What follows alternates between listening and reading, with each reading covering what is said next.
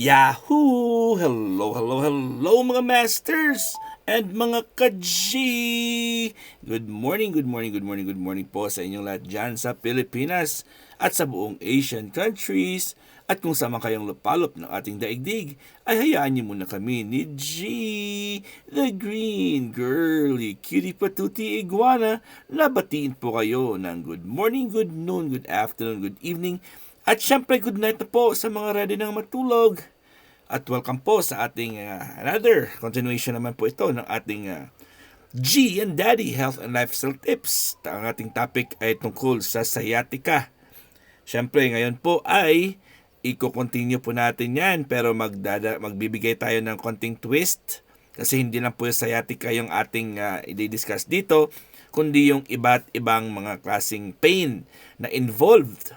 Kasi once na may problema po tayo sa ating spinal nerves, ay damay-damay na rin po ang ibang bahagi at ibang muscles or iba pang portion or organs ng ating katawan. Kaya before we start, may I ask for your thumbs up. Please don't forget to like, share, comment, and subscribe dito po sa ating channel, Master Worm, for more updated contents. Ayan mga masters, mga ka-G. Ayan po, mag-uumpisa na po tayo. Sit back and relax. So continue pa rin natin ang ating topic about sciatica. And let me show you the spinal nerve chart. So as you can see on the left side, we have the back portion, which is that's where the spine or our skeletal system or spinal cord is connected. So it's connected, it starts from the neck down to the coccyx or the sacrum, right? So I won't be discussing long, and I just want to show you this because as you can see, mga masters and mga ka-G, those yellow, as you can see, they're colored yellow. Those are the spinal nerves. And as we get closer, let me show you. So as you can see on the left picture, there's that yellow, the yellow colored, those are the nerves. And the thickest of them all is the sciatic nerve, which is the main nerve pinched when we have the sciatica. That's why it's named sciatica or sciatic nerve inflammation, because there's an involvement of the sciatic nerve. And on the right side, that's also the sciatic nerve. So as you can see, na-discuss natin kahapon, it's the beginning of the sciatic nerve is connected to 5 other micronerves or other nerves.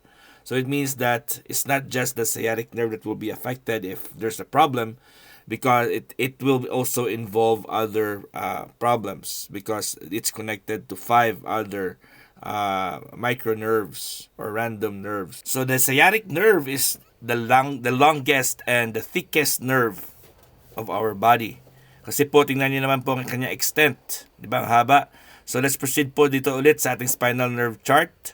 So it means that if it's connected to the spine or our spinal cord, so if you have a problem with one of the nerves there, if let's say for example it's pinched or naipit po siya, so you will not only have a problem on that specific area of where it is naipit, but the connection of the communication from one nerve to another nerve, it is being conducted, it's being passed through the spine. So ang mangyayari po dyan mga masters and mga ka-G, kahit ang problema mo na ipit ka po dyan sa, let's say for example, sa likod mo, pwede ka magkaroon ng stiff neck, pwede ka magkaroon ng headaches, pwede ka magkaroon ng numbness sa iyong legs. So sa Western medicine kasi, kung saang area ka lang po na may nafe-feel, halimbawa may sakit ka sa shoulder sila maglalagay or mag-check. Doon sila, papainumin ka lang nila ng gamot para sa pain, or x-ray ka nila sa area kung saan ka may sakit or saan po nananakit. Pero sa Eastern medicine or sa Oriental medicine kasi mga masters and mga ka-G, is we have to take consideration that the structure of our skeletal system is connected with the spinal nerves or our nervous system. So grabe talaga extent niya. So, kung bakit meron kang tingling sensation, meron kang pain, meron kang burning sensation, kasi iba't iba yung mga sensation na yan, mga masters and mga ka-G. So, it means that pag merong ikaw na nafe-feel na something different, for sure, there is an underlying cause. So, may ginawa ka po. may nangyari po sa katawan mo or simple, ikaw mismo unconsciously, may ginawa ka kung bakit ka nagkakaroon ng ganyang iba't ibang mga uncomfortable na mga sensations. Pwedeng tayo magkaroon ng headaches, yung pressure headaches, pwede tayo magkaroon ng stiff neck, pwede tayo magkaroon ng migraines, syempre frozen shoulders, carpal tunnel syndrome, trigger finger, tennis elbow, at maraming iba't ibang mga klaseng pain. Siyempre, sciatica, pwede tayo magkaroon ng plantar fasciitis or mga calves pain, mga sa ankle pain, finger pains. Iba't ibang klaseng pain po mga masters. You name them all. Ayan po ay pwede itong makonect sa ating spinal nerves.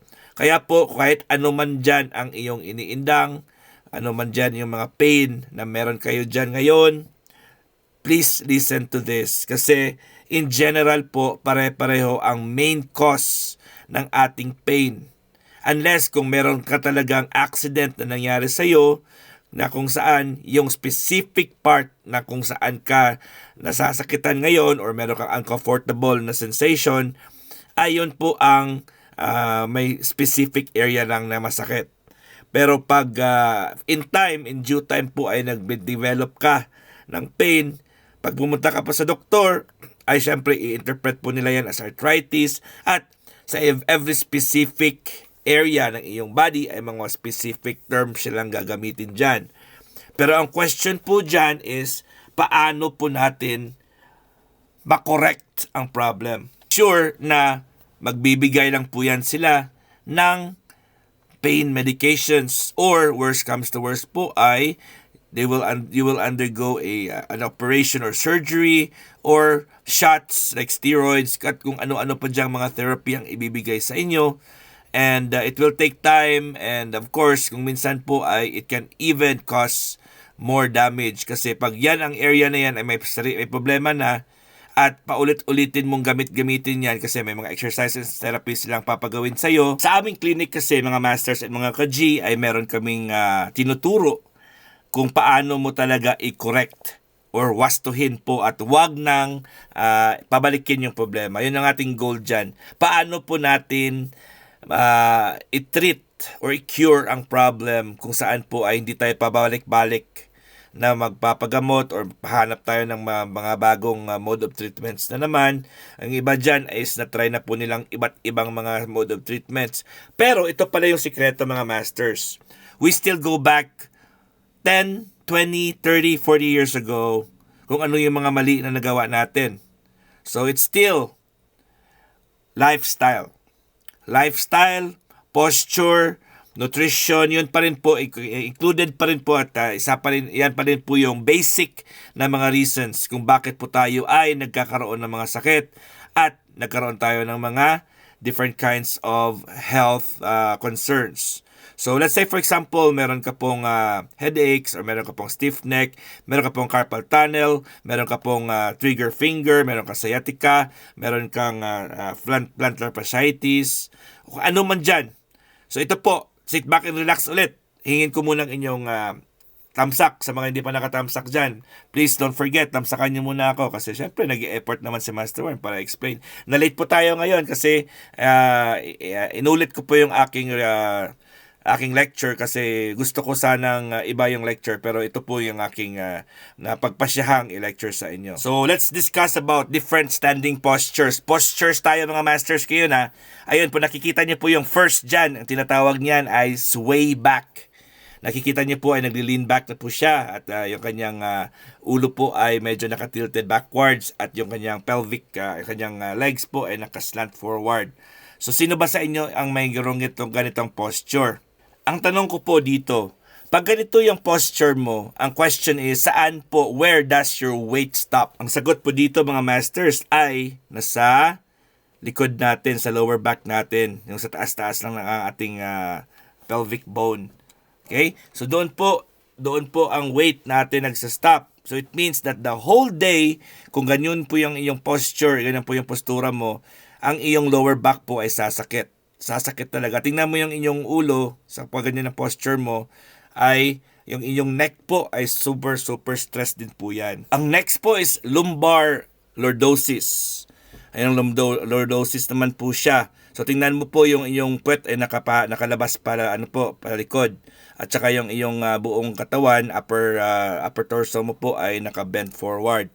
So yun po, mabigat din po yan sa ating likod. Ayun, tingnan niyo po mabigat yan sa likod natin. So habang yan ang inyong posture ay whole day po ikaw ay magkakaroon din po ng back pains. Ito naman po is thoracic kyphosis or K is kuba. Ayun po, nagiging kuba ka na po mga masters at mga ka-G.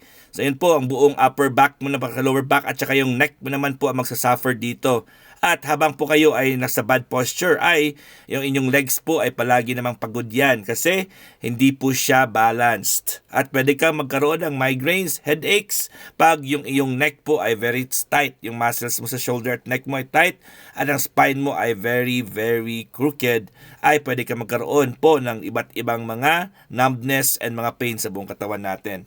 Dito naman tayo sa forward head.